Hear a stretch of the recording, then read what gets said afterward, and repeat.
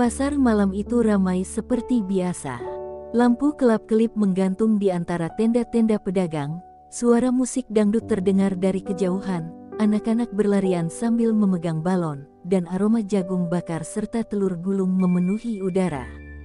Di sudut yang sepi dekat toilet umum, seorang bocah laki-laki dengan baju lusuh dan celana bolong berdiri gemetar.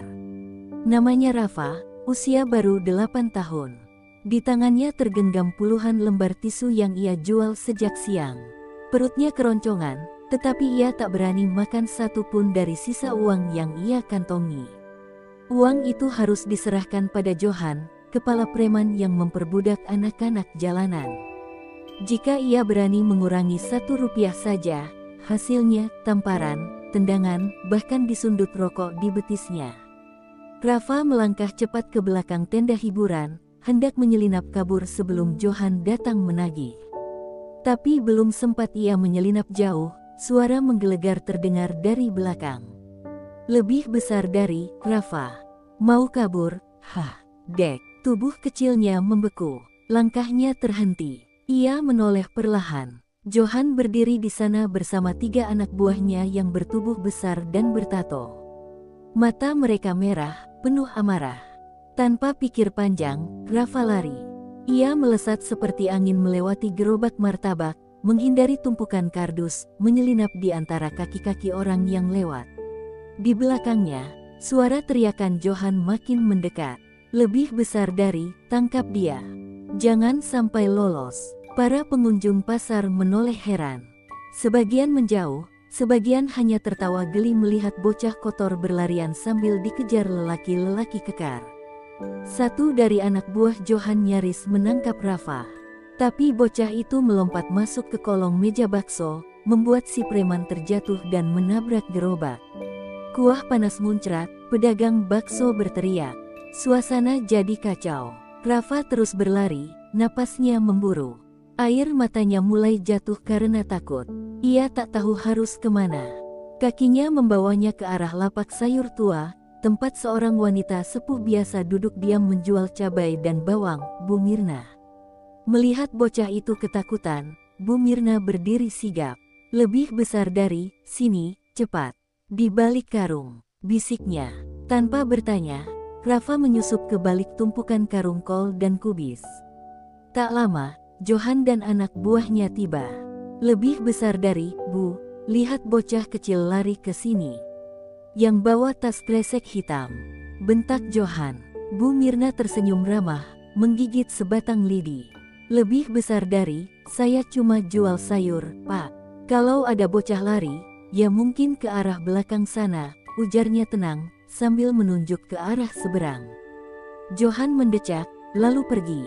Tapi ia sempat menatap Bu Mirna tajam, seolah mencurigai sesuatu. Begitu mereka pergi, Rafa terduduk lemas.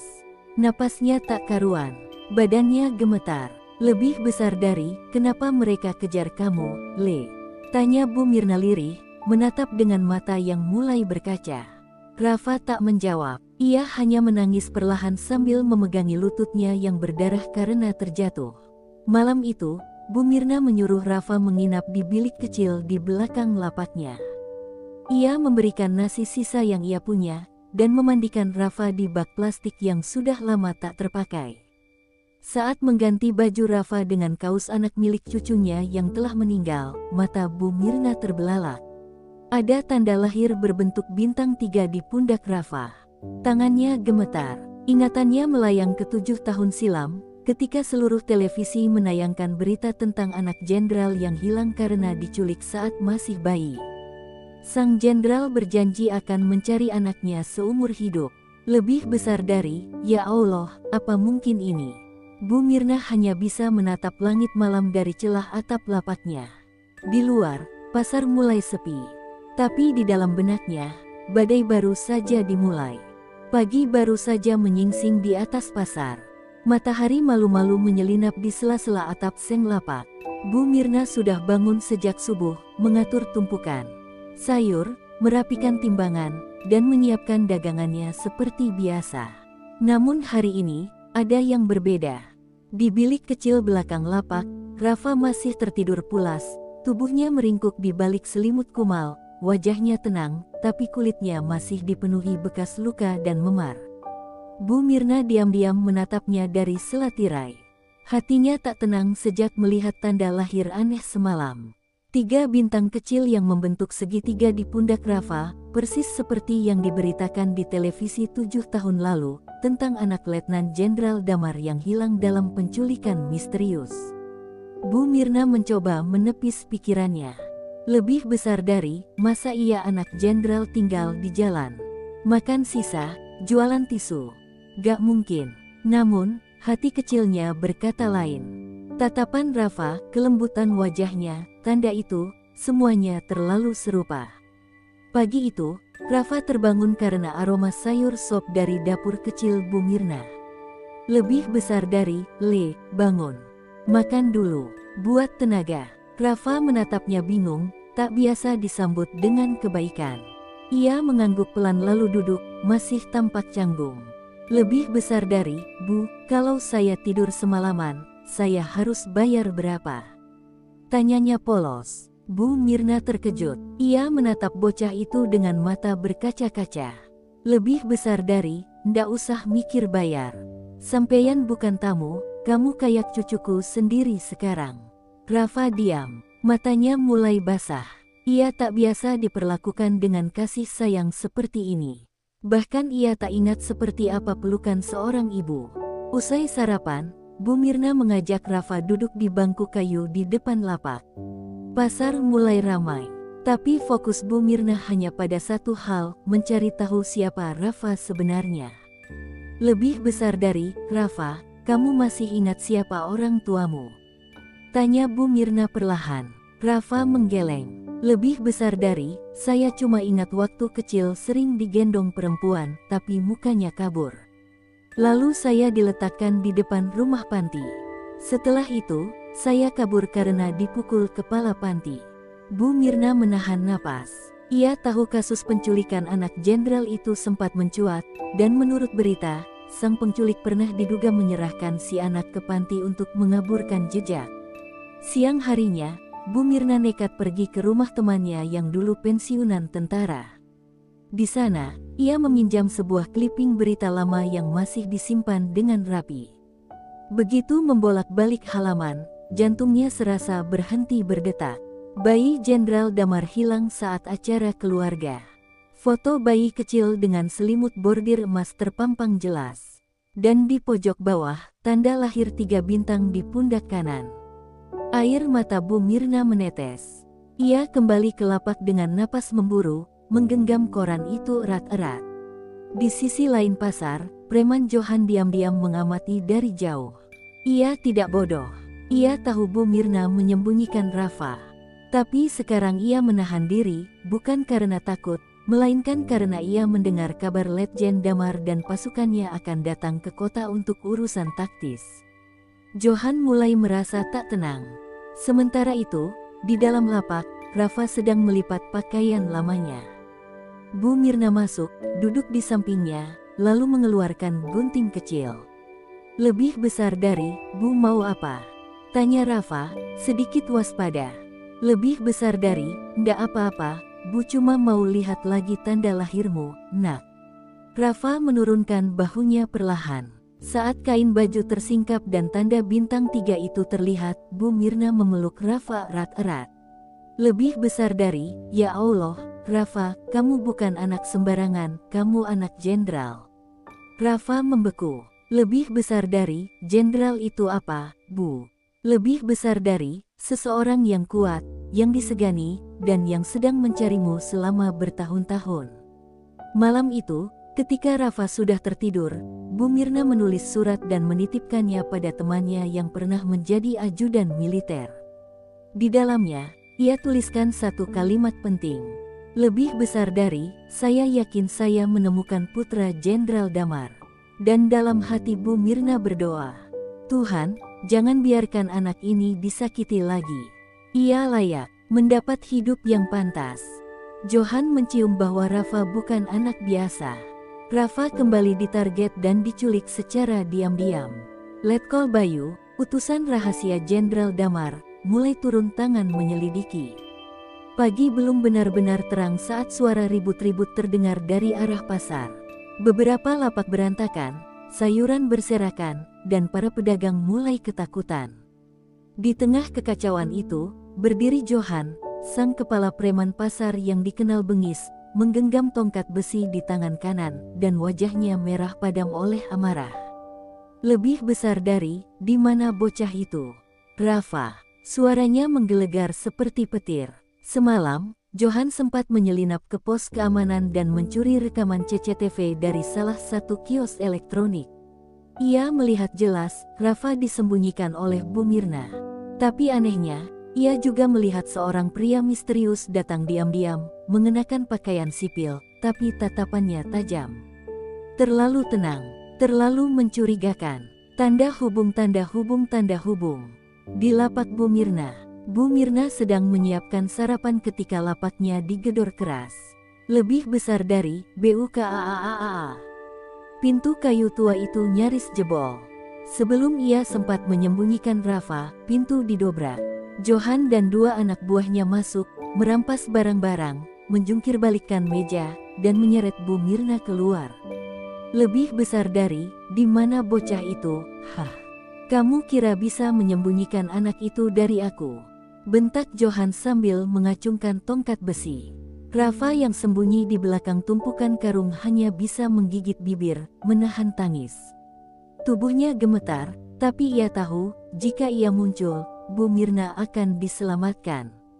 Tapi juga, ia bisa mati. Lebih besar dari, jangan, Rafa, jangan keluar, bisik Bu Mirna dalam hati, meski mulutnya penuh darah karena ditampar. Di tempat lain. Sementara itu, Letkol Bayu, ajudan rahasia Jenderal Damar, tiba di kota. Ia mengenakan kemeja biasa, menyamar sebagai pedagang luar kota. Di tangannya, ada amplop berisi foto Rafa, hasil pengamatan dari temannya yang menghubungi semalam. Bayu menghela napas panjang. Lebih besar dari, kalau benar ini anaknya, maka kami sudah membuang waktu 7 tahun. Ia berjalan ke pasar dengan tenang, namun matanya waspada. Telinganya menangkap kegaduhan dari arah lapak sayur. Ia mempercepat langkah. Ketegangan memuncak. Johan masih mengancam Bu Mirna. Lebih besar dari, kalau sampai siang bocah itu gak muncul, kamu yang akan saya seret ke tengah jalan dan saya pukuli di depan umum. Tiba-tiba suara terdengar dari belakang.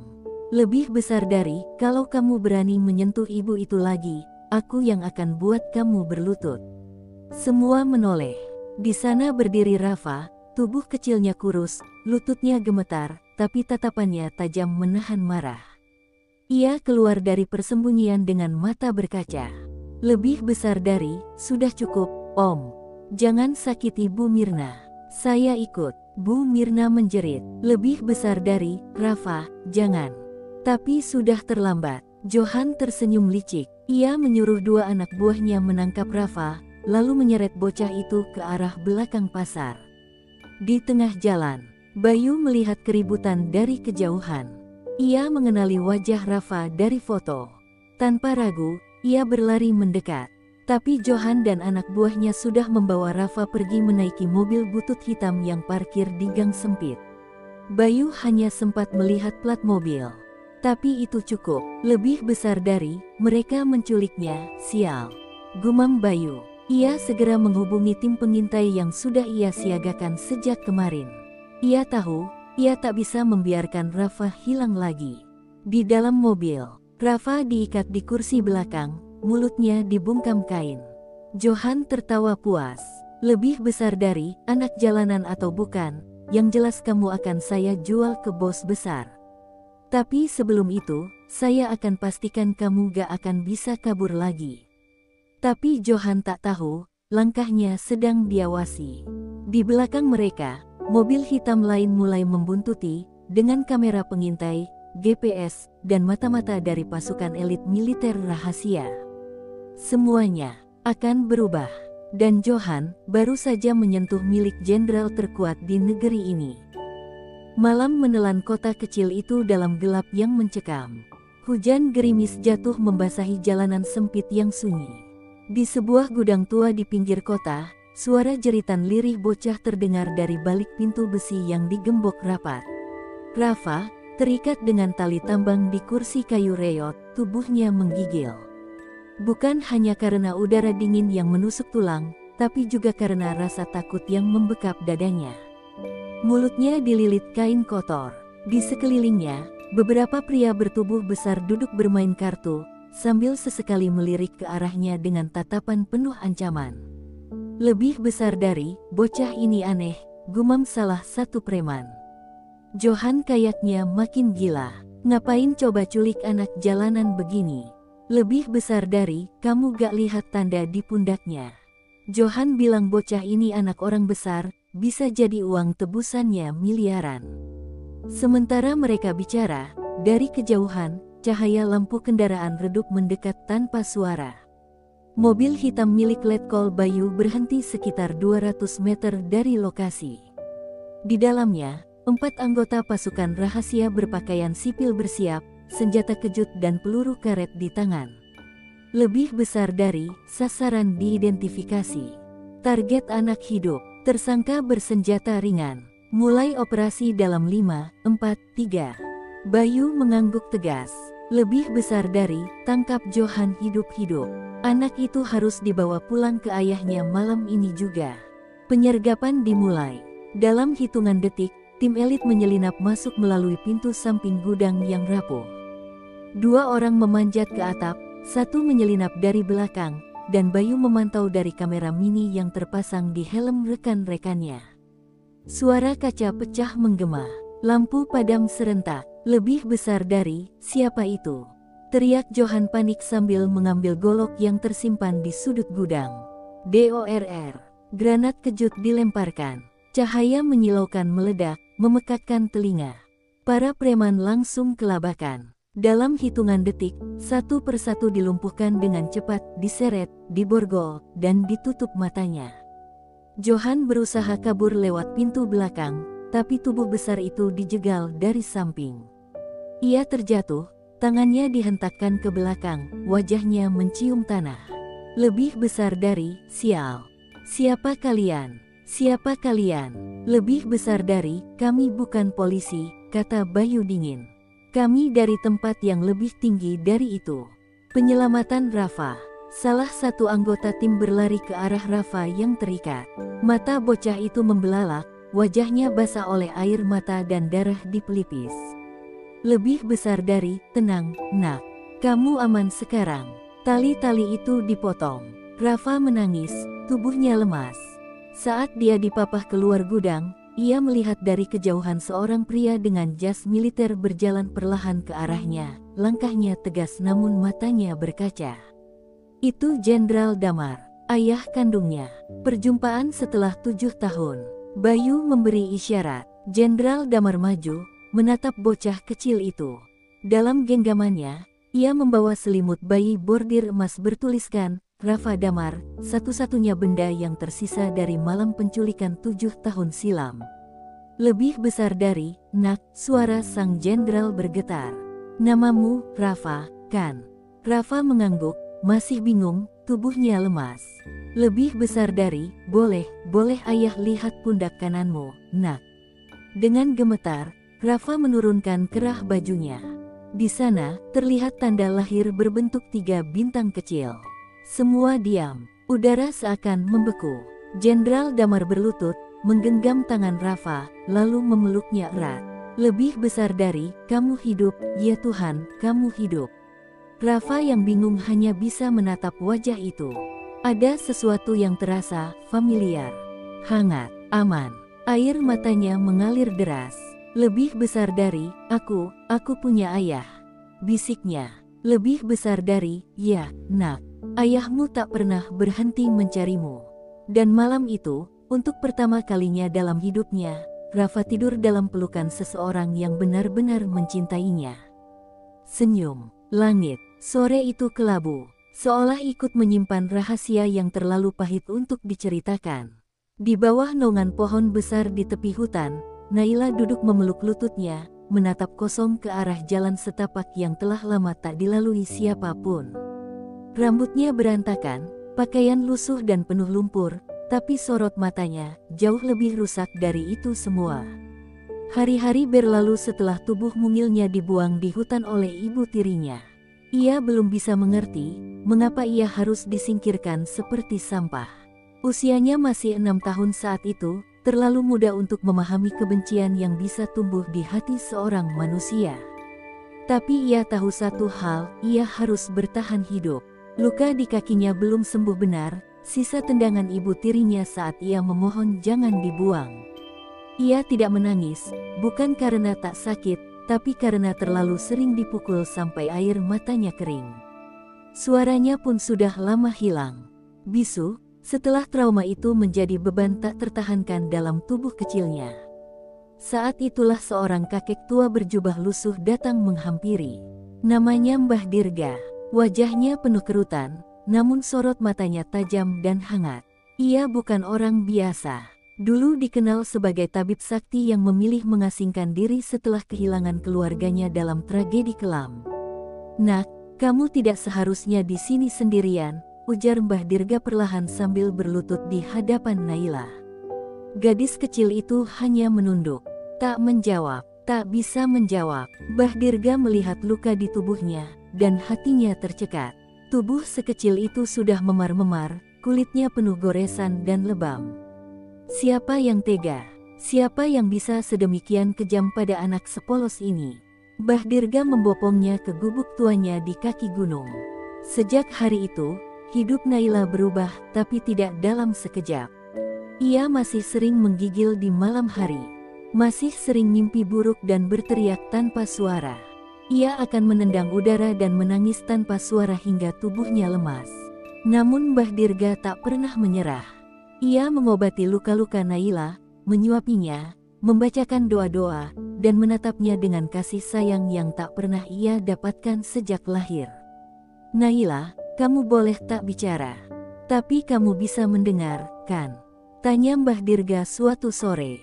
Naila mengangguk pelan. Mbah Dirga tersenyum, menaruh tangan keriputnya di atas kepala gadis itu. "Kalau begitu, mulai hari ini, aku akan bicara setiap hari padamu. Sampai kau percaya bahwa dunia tak hanya berisi kebencian. Sampai kau percaya bahwa kau layak dicintai." Hari-hari berlalu. Naila mulai mengenal ketulusan dari perhatian kakek tua itu. Ia tak perlu takut akan dipukul saat ia tak sengaja menjatuhkan air. Ia tak perlu sembunyi untuk mencuri makanan. Ia tak perlu menahan sakit sendiri karena kini ada tangan yang selalu siap mengobati dan mendekapnya. Namun satu malam, saat badai mengguncang langit dan petir menyambar pohon-pohon di hutan, Naila terbangun dengan tubuh gemetar. Tangannya mencengkeram lengan Mbah Dirga yang tertidur di sudut ruangan. Ia menunjuk ke dinding dan menggigil hebat. Di matanya, tampak bayangan ibu tiri yang tertawa dengan wajah penuh kebencian. Mbah Dirga membuka matanya dan segera memeluk Naila. "Sudah, cucuku, sudah. Kau tidak lagi di sana.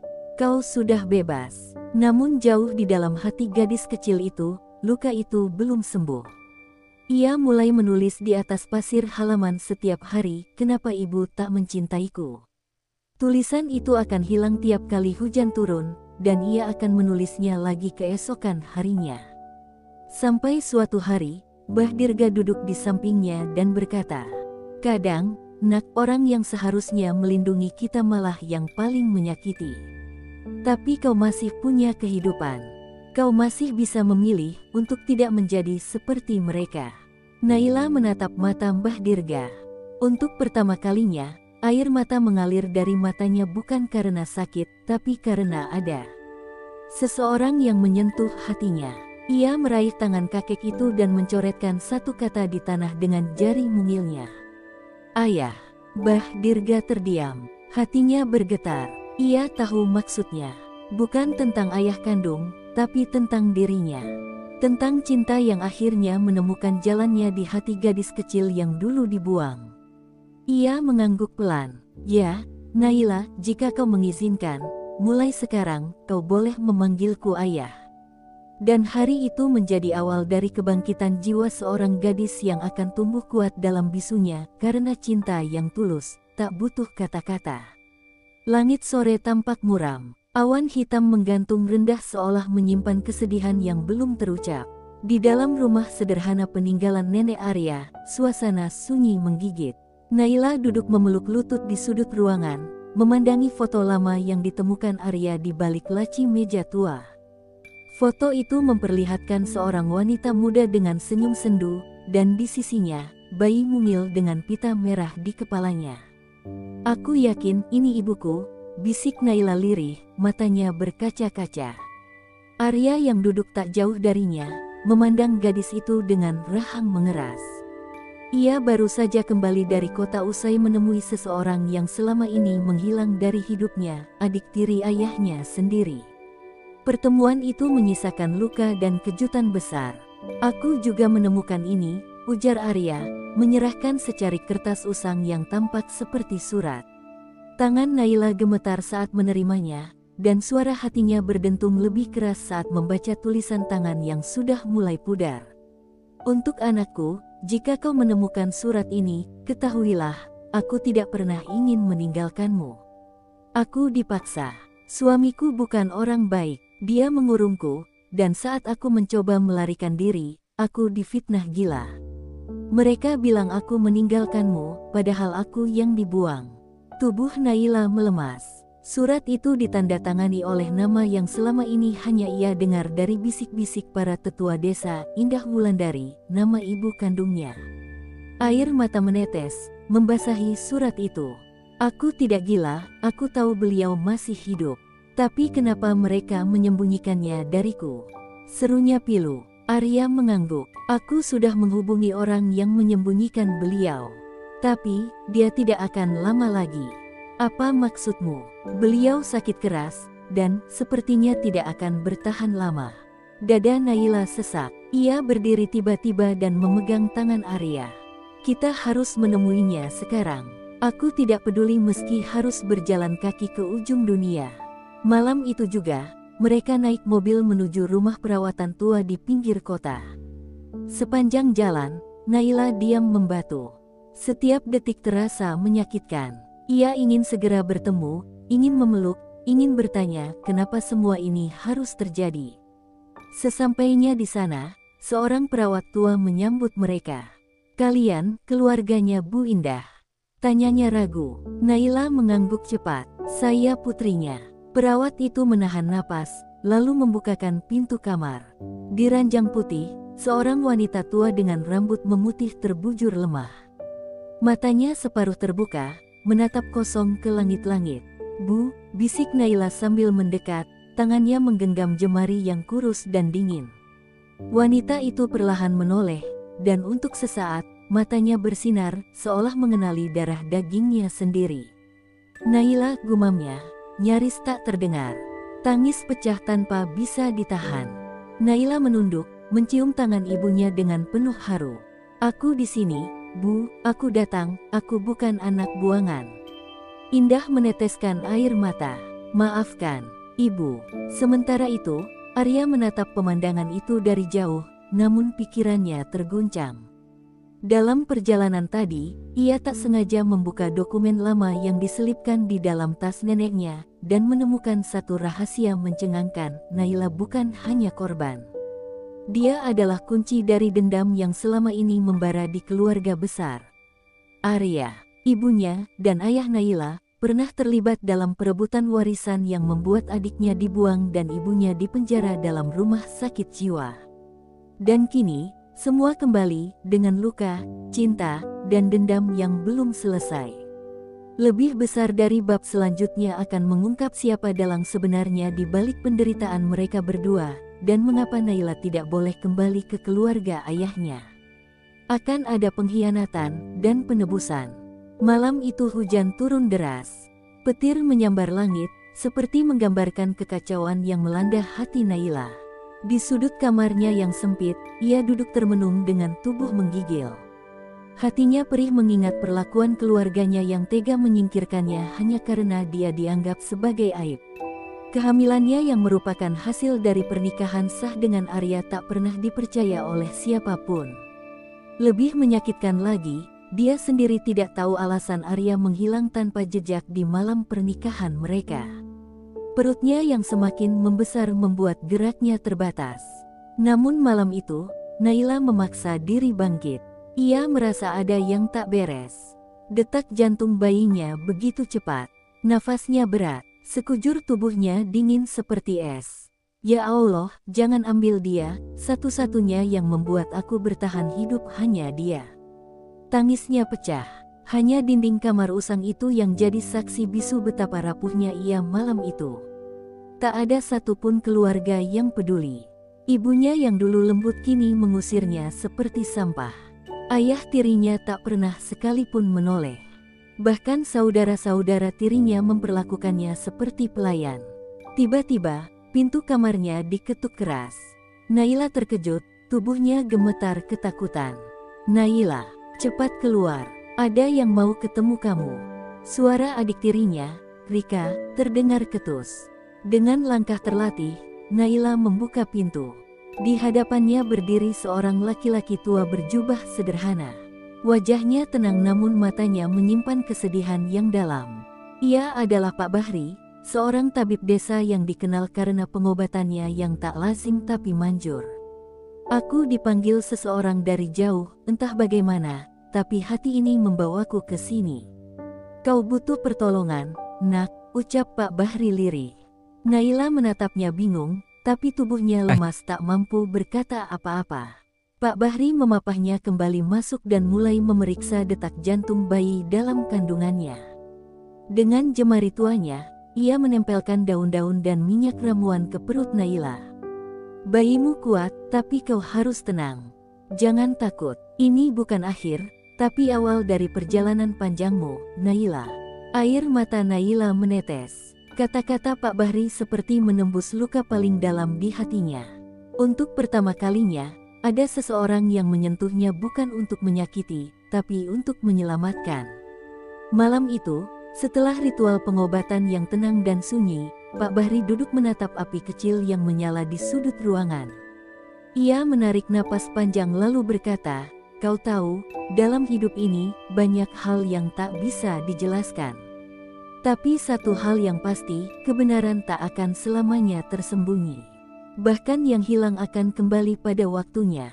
Naila menoleh perlahan. Ia belum tahu bahwa kalimat itu akan menjadi pertanda bahwa dalam waktu dekat, rahasia tentang Arya, pernikahannya, dan siapa yang telah menghancurkan hidupnya akan terkuak sedikit demi sedikit. Dan saat itu datang, Naila harus bersiap. Bukan lagi sebagai gadis lemah yang dipinggirkan, tapi sebagai ibu, dan sebagai wanita yang akan menuntut keadilan untuk semua luka yang selama ini dikubur dalam diam. Senja menurunkan cahaya keemasan di desa tempat Naila dibesarkan. Setelah berhari-hari memendam pertanyaan tentang masa lalunya dan siapa sebenarnya Arya, Naila tak lagi mampu menahan gejolak di dadanya. Ia menyelinap dari rumah bibinya, mengikuti nalurinya yang entah kenapa membawanya ke hutan tempat Arya dulu ditemukan. Dalam keadaan sekarat, di tempat itu, bayangan masa kecil perlahan menyusup ke benaknya, tawa seorang anak laki-laki, tangan kecil yang menggenggam erat miliknya, dan suara tembakan yang memecah sunyi malam. Tiba-tiba, dari balik semak-semak, suara ranting patah mengejutkan Naila. Ia berbalik, matanya melebar ketika mendapati Arya berdiri tak jauh dari sana, mengenakan jaket hitam dan wajah penuh luka yang tidak bisa lagi ia sembunyikan di balik senyum ramah. "Aku tahu kau akan kesini," ujar Arya pelan. Naila memeluk tubuhnya sendiri. "Kenapa kau gak pernah cerita siapa kau sebenarnya? Kau bukan orang biasa, kan?" Arya mendekat beberapa langkah. "Aku juga bertanya-tanya kenapa kau selalu muncul dalam mimpiku. Sejak kecil, aku ingat seseorang menyembunyikanku di balik batang pohon besar, dan sejak itu aku hidup tanpa nama, tanpa keluarga." Tangan Naila gemetar. "Itu aku yang menyembunyikanmu waktu malam itu. Kita berdua melarikan diri dari rumah besar itu. Kau anak dari keluarga kaya, tapi pamanku ingin menghabisimu karena warisan." Mata Arya berkaca-kaca. "Jadi, benar dugaanku. Aku memang bukan siapa-siapa yang mereka bilang." Aku anak dari ayah yang difitnah dan dijebloskan ke penjara, kan? Naila mengangguk perlahan, air mata mengalir di pipinya. Ayahmu, pria itu baik. Tapi setelah ibumu meninggal, pamanku datang dan meracuni semuanya. Dia buat ayahmu terlihat gila, dan aku hanya anak kecil yang tak bisa berbuat apa-apa. Mereka berdiri diam dalam keheningan yang menyakitkan. Aku selama ini pura-pura bisu dan tuli supaya pamanku tidak curiga. Supaya aku bisa tetap hidup dan mencari tahu di mana ibuku dikurung. Dan kau ternyata juga menjalani hidup yang penuh luka karena kebusukan mereka. Arya mengepalkan tangannya. Aku sudah cukup kuat sekarang, Naila. Aku nggak akan diam lagi. Kita harus buktikan semuanya, termasuk membebaskan ibumu. Tapi sebelum itu, ia menatap mata Naila dalam-dalam. Aku ingin tahu satu hal, apa kau pernah benar-benar melupakanku? Meski kita kecil saat itu, meski wajahku berubah karena luka dan waktu.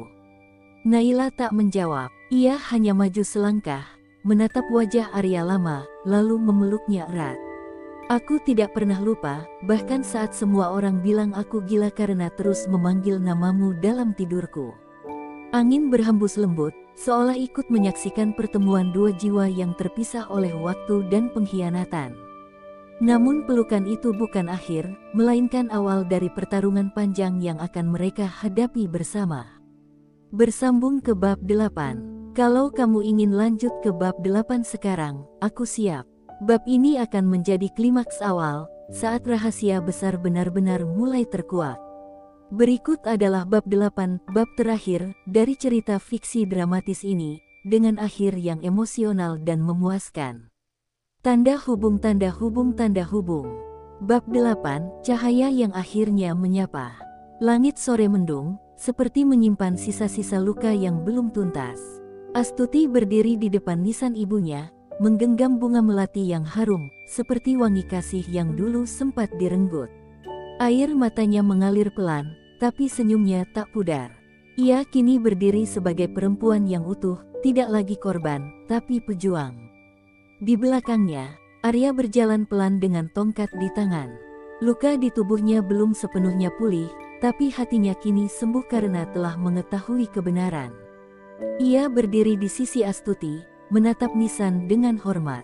Kalau bukan karena kamu, aku tidak akan tahu siapa diriku dan siapa keluargaku. Astuti menoleh, suaranya lirih. Kalau bukan karena kamu, aku mungkin tidak pernah punya keberanian untuk melawan. Arya menggenggam tangan Astuti.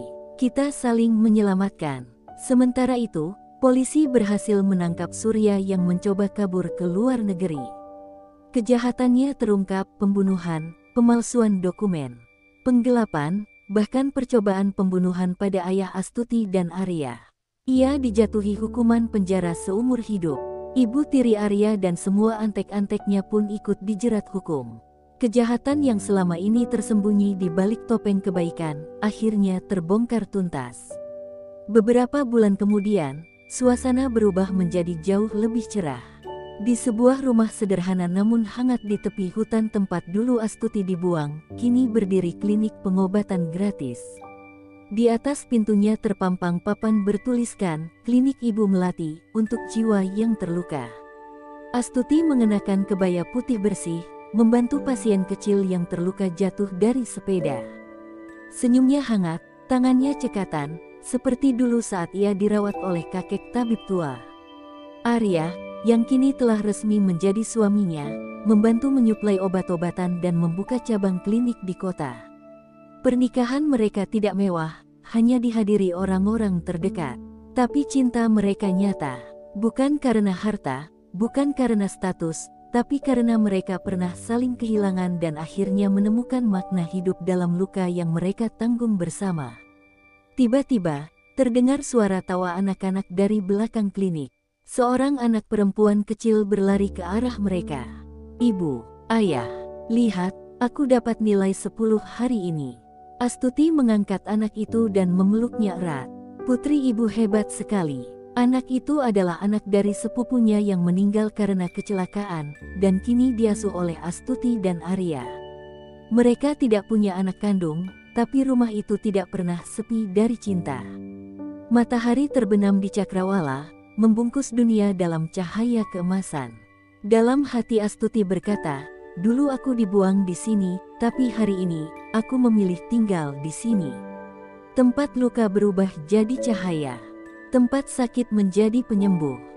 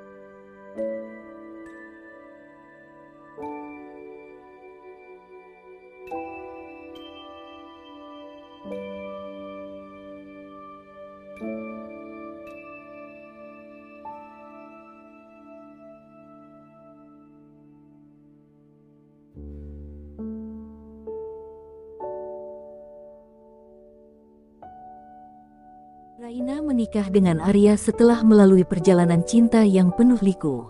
Ia percaya bahwa pernikahannya akan membawa kebahagiaan, meski Maya, ibu Arya, tidak pernah menyukai dirinya. Maya menganggap Raina tidak sepadan dengan status keluarga mereka yang terpandang. Ketidaksetujuan Maya perlahan menjadi awan gelap dalam hubungan rumah tangga mereka. Meski Raina berusaha keras menjadi menantu yang baik, sikap dingin Maya tidak pernah berubah. Maya terus mencari-cari kesalahan, dari hal kecil seperti cara Raina memasak hingga masalah besar yang sebenarnya tidak pernah terjadi. Arya sering terjebak di antara keduanya, membuat hubungan suami istri itu mulai goyah. Citra, seorang wanita muda dari keluarga kaya, sering diundang Maya untuk makan malam bersama keluarga mereka. Maya terang-terangan memuji Citra di hadapan Raina, menyebutnya sebagai calon menantu ideal. Arya, meski merasa risih, tidak berani melawan kehendak ibunya. Kehadiran Citra semakin memperkeruh suasana di rumah itu. Setiap kali Arya mencoba membela Raina, Maya selalu memainkan peran sebagai korban. Ia mengadu bahwa Raina tidak menghormatinya sebagai ibu mertua. Arya yang sudah terbiasa menuruti ibunya, mulai terpengaruh oleh tuduhan-tuduhan tersebut. Perlahan, cinta Arya pada Raina tergantikan oleh keraguan yang ditanamkan Maya. Puncaknya terjadi ketika Maya menuduh Raina membawa sial bagi keluarga mereka. Ketika bisnis keluarga mengalami kerugian besar, Maya menyalahkan keberadaan Raina sebagai penyebab malapetaka. Tanpa bukti atau alasan yang masuk akal, ia menyuruh Arya menceraikan Raina demi menyelamatkan nama baik keluarga. Arya yang dilema antara cinta pada Raina dan kewajibannya pada ibu, akhirnya memilih untuk mengakhiri pernikahan. Keputusan itu menghancurkan hati Raina. Ia tidak menyangka bahwa orang yang paling dicintainya tega menghancurkan hidupnya hanya karena hasutan seorang ibu mertua. Sebelum pergi dari rumah itu, Raina mencoba berbicara dengan Arya untuk terakhir kalinya. Namun, Arya hanya berdiri kaku tanpa memberikan jawaban. "Maafkan aku," adalah satu-satunya kalimat yang keluar dari bibir Arya, tetapi itu tidak cukup untuk menyembuhkan luka di hati Raina. Saat Raina meninggalkan rumah, Maya merasa puas karena berhasil menyingkirkannya. Sementara itu, Citra mulai semakin dekat dengan Arya, dengan harapan menggantikan posisi Raina sebagai istri. Namun, di balik senyuman kemenangannya, Maya tidak menyadari bahwa ia telah melukai seorang wanita yang tulus mencintai putranya. Raina berjalan tanpa tujuan, membawa tas kecil berisi pakaian seadanya.